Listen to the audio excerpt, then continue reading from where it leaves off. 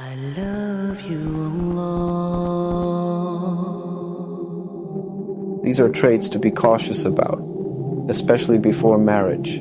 However, if you're already married and some of these traits exist, but your marriage still works and brings you peace, then Alhamdulillah. This advice is from the wisdom of Shaykh Ibn Uthaymeen, Rahimahullah, who outlined 7 types of women a man should avoid marrying.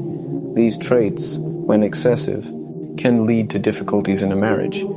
The first type is An-Nana. This is a woman who complains constantly. Every single day, she has something to complain about. No matter what you do for her, it's never enough.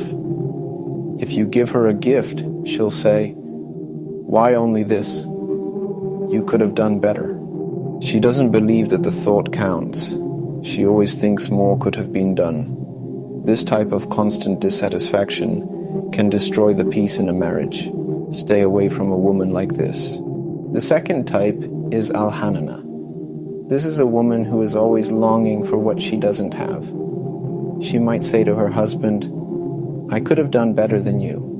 She'll claim that when she was younger, she had better options. Wealthier men, more handsome men, more successful men, and that she settled for less by marrying him. She's always wishing for another life, another situation, and another husband. Such a mindset makes it difficult for her to appreciate what she has, so avoid marrying a woman like this.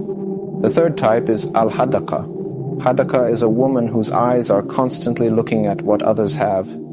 She visits her friends' homes and comes back saying, "Our house is the worst." She'll complain about the furniture, the size of the house, or the lifestyle, saying, "Why don't we have what they have?" She's always comparing her life to others, creating unnecessary pressure on her husband to meet those unrealistic expectations. This excessive materialism is harmful to a healthy marriage. The fourth type is Al-Baraka. This is a woman who is obsessed with her appearance. She spends all her time applying makeup, dressing up, and focusing on her image, while neglecting her responsibilities at home. She doesn't prioritize her children, her husband, or even the cleanliness of the house.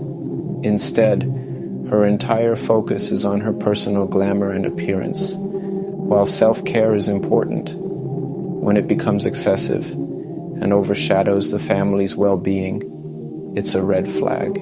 The fifth type is Ash-Shadaka.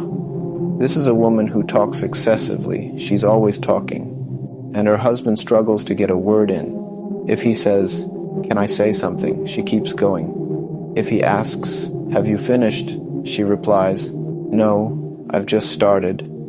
Before marriage, you can notice this trait. Any form of communication that you have before marriage, you will notice how she is constantly talking, and she barely gives you a chance to say something. Some men prefer quiet and reflective spouses, while others might like someone talkative.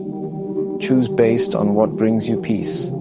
The sixth type is Kayatul Kafa.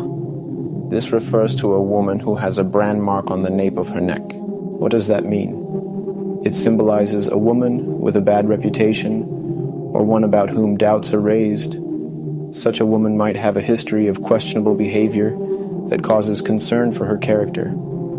This advice is not about judging someone unfairly, but about ensuring trust and peace in the marriage. The seventh type is Al-Manana.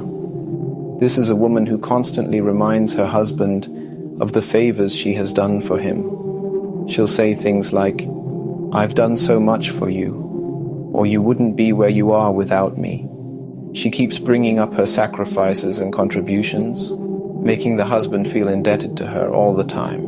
This type of behavior creates an imbalance in the relationship, as it undermines mutual respect and gratitude. Brothers and sisters, it all comes down to this.